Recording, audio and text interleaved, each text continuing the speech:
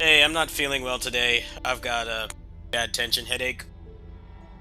To keep this short, gonna be the next update in May series. Just working with what I have here. I've been too lazy to set up the PS4. Sorry games, but probably the last two games. So, need one more game in between them, and I haven't decided what it will be yet.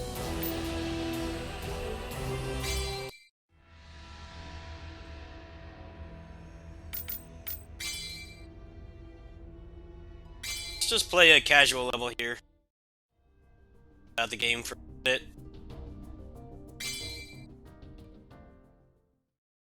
You know, there's only one choice of character in the game. There's only one character choice, and that's the badass Chinese martial guy. As far as I'm concerned, there are no other characters in the game. I'm just kidding. I actually played through the majority of the characters in the game on the Switch version.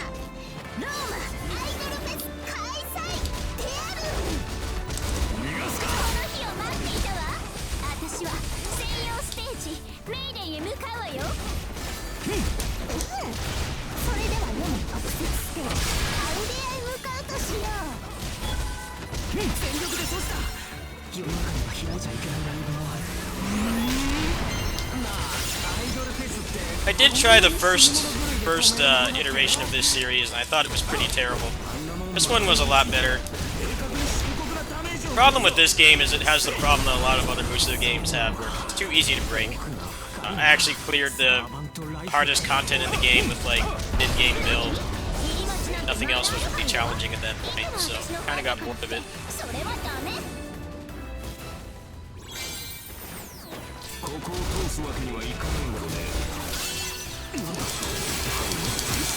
I don't like this mashing either. I feel like for accessibility's sake they should have a way to turn that off.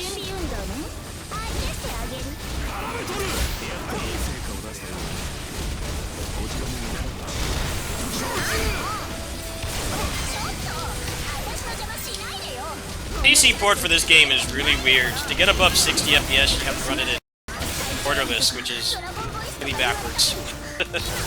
Can't think of many games that require that.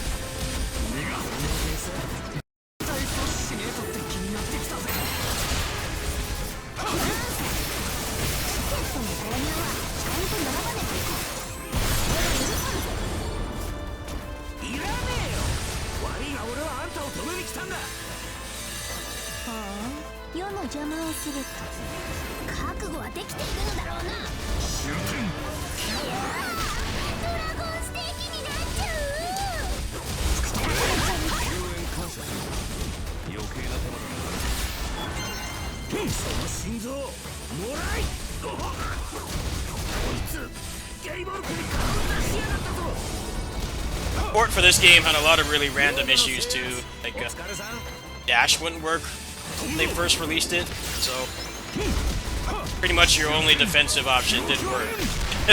And it took them like, I don't know, a week or so to fix it. Gave me bad PTSD from the Tales of Berseria PC port, where the AI didn't work unless you plugged in controllers. So, in retrospect, it's a miracle that game did as well for me as it did. I was at a pretty massive disadvantage for the first week compared to people that were playing on console. I had like 2 controllers and an arcade stick hooked up just to make the AI work. This port was definitely like that too. I remember it took them like at least a week or 2 to fix it. Now the port's pretty good, but at the time I couldn't really recommend it.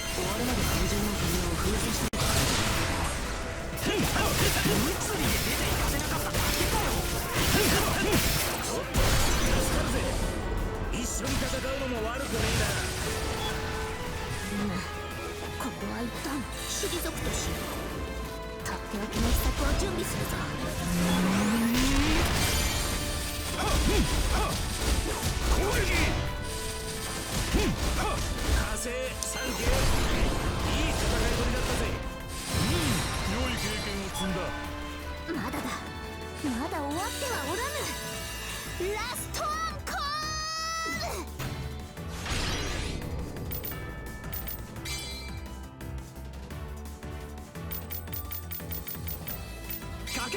Teleport feature is a really cool part of this game. I actually think that's pretty innovative.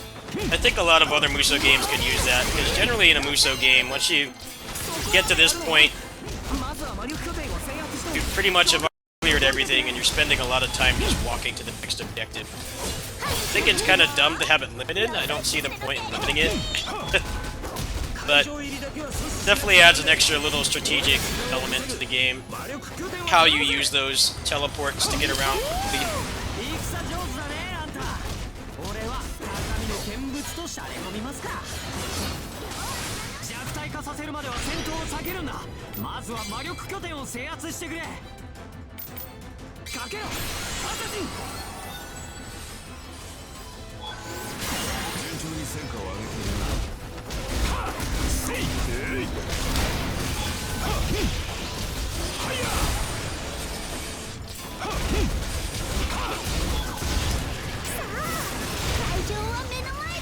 What's weird about this game is it seemed like they were indicating that they were going to do more DLC. They never did. They did one character, some lolly or whatever, and they just kind of stopped.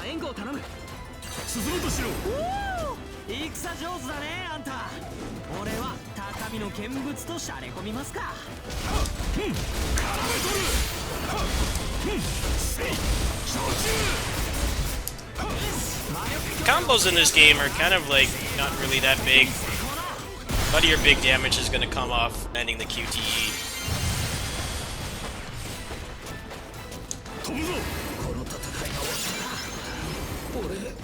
I know there's a mobile game for this that's massively successful, even though it looks like it's just the same turn-based skeletal animation combat that a lot of those other games have. So, I know they've got a lot of source material for the sequel. If they made another one of these, I definitely would want them to make the game harder to break, one. It's actually pretty ridiculous how easy it is to break this game and kind of make, like, playing as the other characters and doing the other content irrelevant.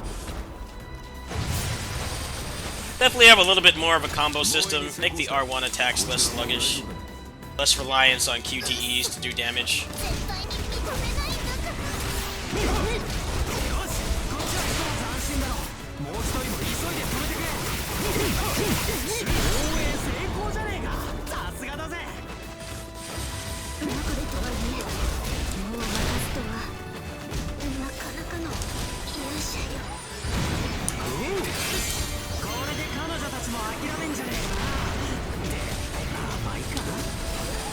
The levels could definitely drag on with a lot of the enemies respawning.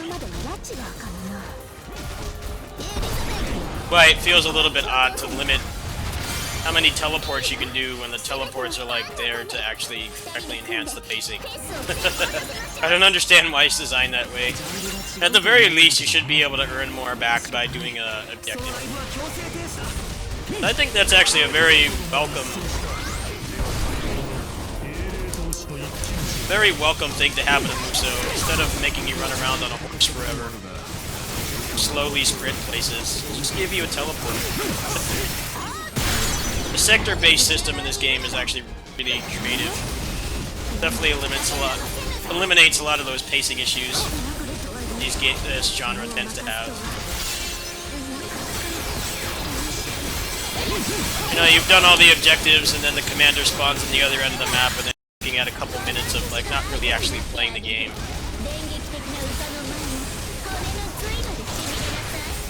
Unless you have something to take care of on the way. Mostly just, like, lengthening the run. For no real reason. You're not really actually doing anything during that time. I think this game has some really nice qualities, it's just, it's very poorly balanced, and pacing can feel off at times. A little bit too easy to break. I broke the game with this guy on the Switch version and basically made it pointless. Build system is decent, but it doesn't really give you a lot of interesting ways to build your character. A lot of it just bogs down to doing extra damage. The only one that's really interesting is the one that allows you to, what I remember, allows you to get the QTE proc on different buffs. I think that one was actually pretty interesting, but most of it is just boring damage stuff. I definitely think they could have done with like attack speed up instead of making that just an active buff. Things like that. More different ways to play the game. Overall, if you can grab this game on sale, it's not terrible. It's not like the best Musou game you'll play. Like I said, it does have some pretty positive elements, like being able to teleport and stuff, but a lot of other things in this game feel half-baked, and it's too easy to get to the end and feel like you have not much else left to do. Anyway, that's going to do it for Musou May for today. I'll see you guys tomorrow. I'm not feeling very well today. I've got a pretty bad tension headache. It's either eye strain or just my usual stress and anxiety symptoms are both. So I need to take it easy. I will see you guys tomorrow.